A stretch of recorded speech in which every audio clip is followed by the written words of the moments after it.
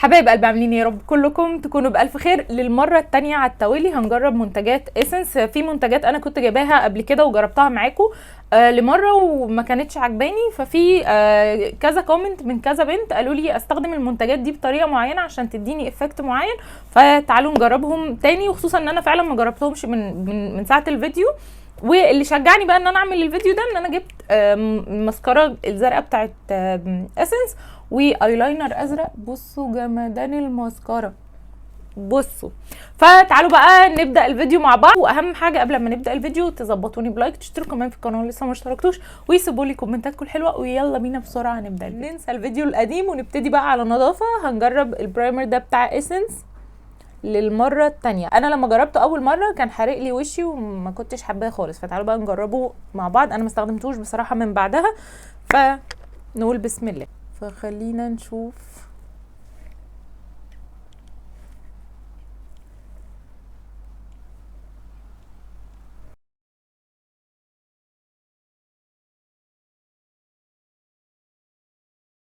طيب بصوا، هو المفروض دلوقتي ان هو بيلزق كده، فمعنى كده ان هو هيقفش في الفاونديشن ويخليه يقعد فترة اطول. شايفين؟ تعالوا ناخد اي حاجة. لزق مش قوي مش قوي. هنيجي بقى للماجيك، وده كده شكله. ده المفروض ان هو بيدي تنت كده للبشره او بيوحد شكل البشره وبيكون خفيف. وماجيك عشان هو خفيف قوي على البشره، يعني حاجه كده شبه التنتد فاونديشن. فتعالوا بقى نجربه. انا لما استخدمته في الفيديو اللي قبل كده كنت مستخدماه بفرشه يا بسبونج، مش فاكره بصراحه، الفيديو كان من فتره. ففي بنوته قالت لي اعمليه بايديكي، ده ما ينفعش معاه ولا فرشه ولا سبونج. فاحنا النهارده هنجرب نوزعه بايدينا. اوكي، هرجه بس الاول. هو ده ما فيش منه درجات، هي درجة واحدة بتمشي على كل الوشوش اللي موجودة. خلينا نوزعه بايدينا. مش عارفة حطيت كتير بقى ولا مش كتير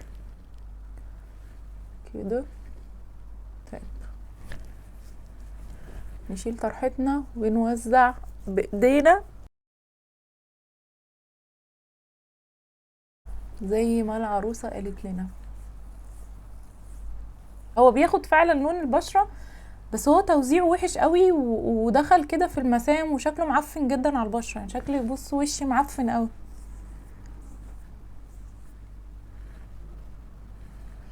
طب يمكن من البرايمر. خلينا نمسح ده كله، نمسح ده كله ونبتدي على نظافة. نشيل بقى كله كله كله. كلاكيت للمرة التانية، شلت كل حاجة ونجرب مرة كمان. ودي هتبقى اخر مرة اجربه، يا ظبط يا والله لا ارميه.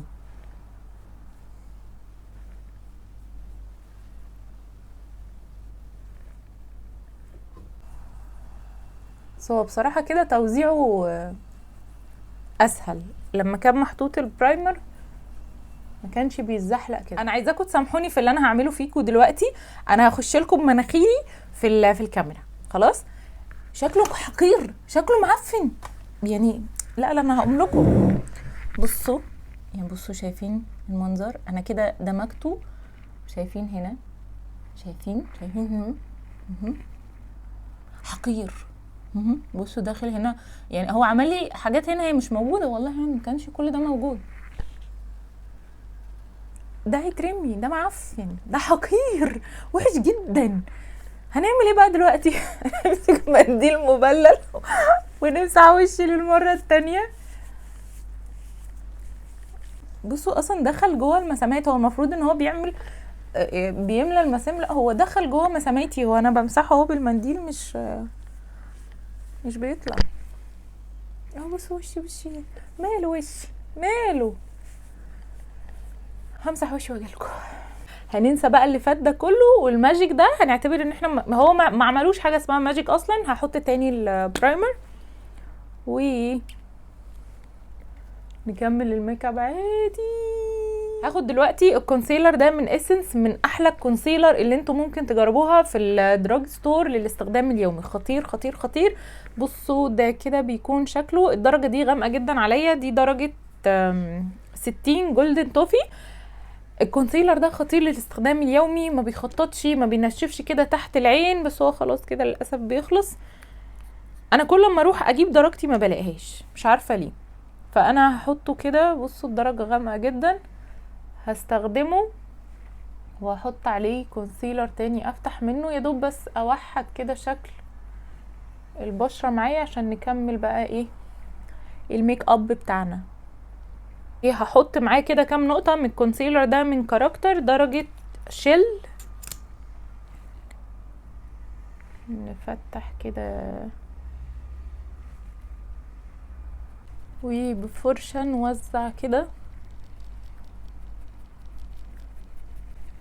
بصوا الكفر بتوع كام نقطة بتوع الكونسيلر دول، انا عارفة ان انا وشي باين ان هو غامق او يمكن مش هيبان لكم قوي، بس انا في المراية مش دي درجة لوني، بس ما عنديش مشكلة، هنكمل الميك اب عادي جدا. بعد كده هاخد دلوقتي الكونتور بتاع تشاو عشان ما عنديش كونتور كريمي من اسنس، واكونتر بيه.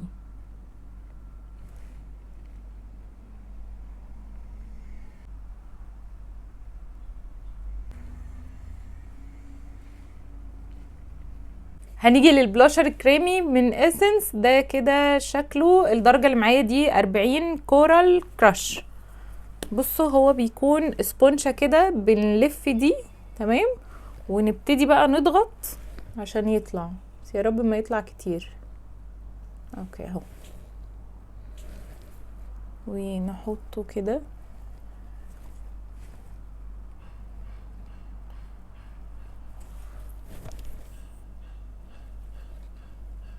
وبعد كده تقفلوه بقى كده تاني، عشان طول ما هو مفتوح واي ضغط عليه هتلاقوه بصبص كده. حاول بس اوزعه كده بالفرشة الاول وبالسبونج ونوزعه. اختفى اختفى. نزود منه حبة كمان. هاخد في السبونج، مش هزود قوي، هو غالبا ده برضو محتاج يتوزع بالايد مش بسبونشة كده عشان ما تشيلش منه. بس انا ما بحبش قوي الموضوع بتاع ان انا اوزع بايدي والكلام ده كله. انا عارفه ان هو ده حاجه حلوه يعني وبتنجز وكده، انا عارفه ان في بنات كتير بتحب كده، بس انا اخر حد في الحياه بيحب الموضوع ده. بحس ان هو لحوسه جدا يعني، ربنا رزقنا بفرشه رزقنا بسبونشايه، ليه افضل اوسخ ايدي بقى وكده؟ فبحس لا، فبتلاقي غصب عنك بتمسكي مثلا حاجه زي دي تروحي موسخاها، بيبقى شكل العلب مش حلو، وانتي نفسك غصب عنك تيجي حاجه على هدومك بتاع، فبحس ان الموضوع ايه مش حلو. هاخد بقى نقطه كده من الكونسيلر بتاع اسنس، ونقطه اكبر من كاركتر عشان ننور كده بس تحت العين كده من الدرجه الغامقه دي. انا عايزه اقول لكم ان انا ده لو ما لقيتش منه درجتي ولقيت نفس الدرجه الغامقه دي هجيبها عادي برضو. شوفوا بقى لدرجه ايه وكده. بالنسبه للبلاشر الكريمي برضو للاسف ما عجبنيش، في بقى زيه بالظبط بس هايلايتر ده كده شكله، درجه الهايلايتر دي 30، وبرضو نفس الفكره بيكون سبونج كده وبنفتح من هنا ونضغط، بس انا حاسه ان انا عايزه ارجه معرفش ليه، بس هو ما بيترجش، فنشوفه. بصوا برضو بيطلع كده.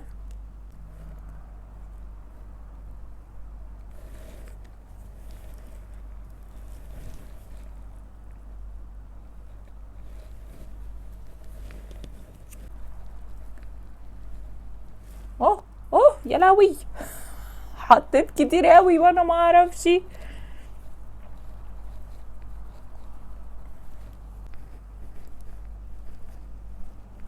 بصوا هو حلو قوي بس ادمجوه بسرعه قوي لان هو كده نشف قوي. اوكي هو نشف بقى، واقف لي هنا كده وواقف لي هنا كده، بس مش مشكله، الحمد لله ان احنا لسه ما حطيناش الباودر. فهستخدم بقى اللوز باودر دي بتاعت اسنس، دي خطيره اللي هي البنانه، ومن احلى درجات البنانه اللي انتوا هتشوفوها. نثبت بقى كده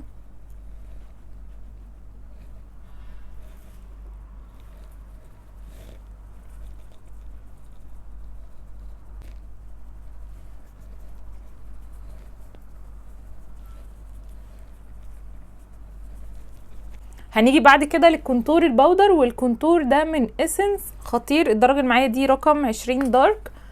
بصوا هما درجتين غامقه وفاتحه، اظن ان انا يعني قد ايه بحبه. الدرجه دي هي اللي بتليق عليا، فتعالوا بقى نعمل بيها كونتور مع بعض.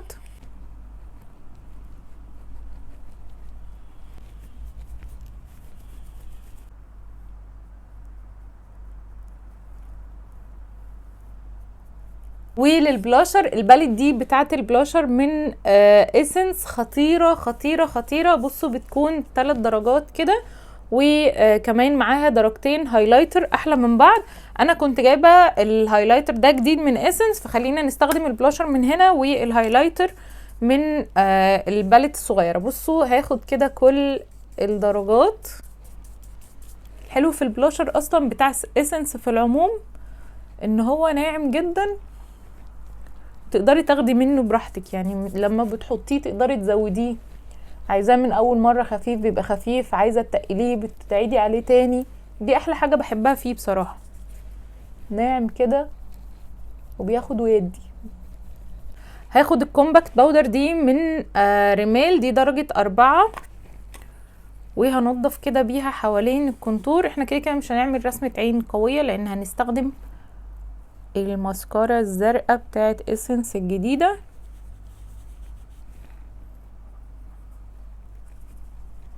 هاخد دلوقتي الهايلايتر ده من اسنس، الدرجة دي رقم 20 لافلي روز، وهي الدرجة فعلا على روز كده. انا عارفة ان انا كنت محتاجة درجة كده على جولد عشان تليق معايا، بس مش مشكلة اللي موجود بقى. هو غلط الدرجة ده كان مني انا. بصوا هو الهايلايتر ده مش حلو، انا مفيش حاجة النهاردة عجبتني، بس هو الهايلايتر فعلا مش حلو. قافش تحت الباودر كده، مش قافش تحت الباودر يعني، هو كان لازم يندمج في ثانية، ما كانش ينفع اصبر عليه. فلما انا ما دمجتوش فبقى شكله مش حلو. حتى لما حطيت فوقيه باودر برضو الشكل بتاعه في الحقيقة مش حلو. بفرشة بقى صغننة هحط في مدمع العين.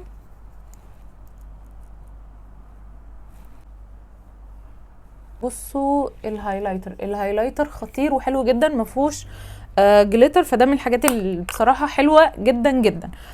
بعد كده هاخد بس الباليت دي بتاعت شي جلام اللي هي عاملة كده، وهاخد درجة يعني هعمل ميكس كده بين الدرجتين، ادفي بس جفن العين عندي عشان ايه نستخدم بقى الماسكارا الزرقاء.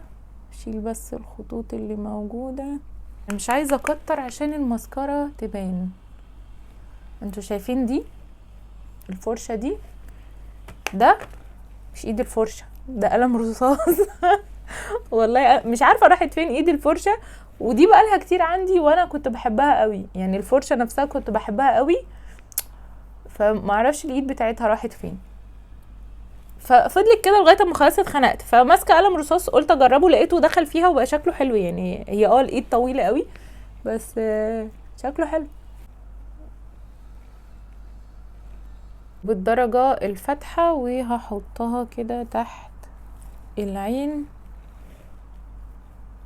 خلينا بقى نحط الروج كمان ونخلي الماسكارا في اخر حاجه. هستخدم الروج ده من كاركتر الدرجه رقم 5.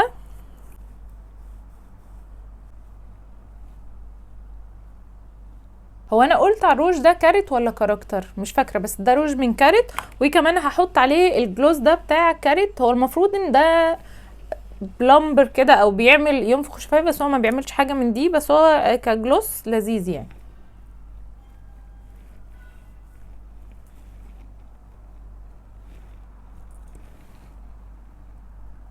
نيجي بعد كده بقى للايلاينر والماسكارا الزرقاء. اول حاجه الايلاينر ده برضو من اسنس، ومن الحاجات اللي لسه نازله جديده. خلينا بقى نرجه لان هو فيه جوه بصوا بليه كده،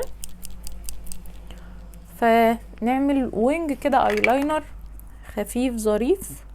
بصوا فرشته الفرشه العاديه بتاعه الايلاينر بتاعه اسنس، اللي هي الفرشه الطويله الرفيعه دي. نسحب كده سحبه ايلاينر خفيفه.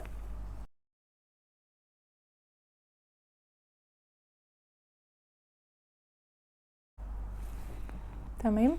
انا مش عايزه اكتر عشان الماسكارا تبان معانا. ده كده شكل الايلاينر. بالنسبه للايلاينر ده هو مش ووتر بروف ابدا، فهو اي شويه ميه بيمشوه، بس هو بيدي لون ازرق كده ايه ظريف لطيف.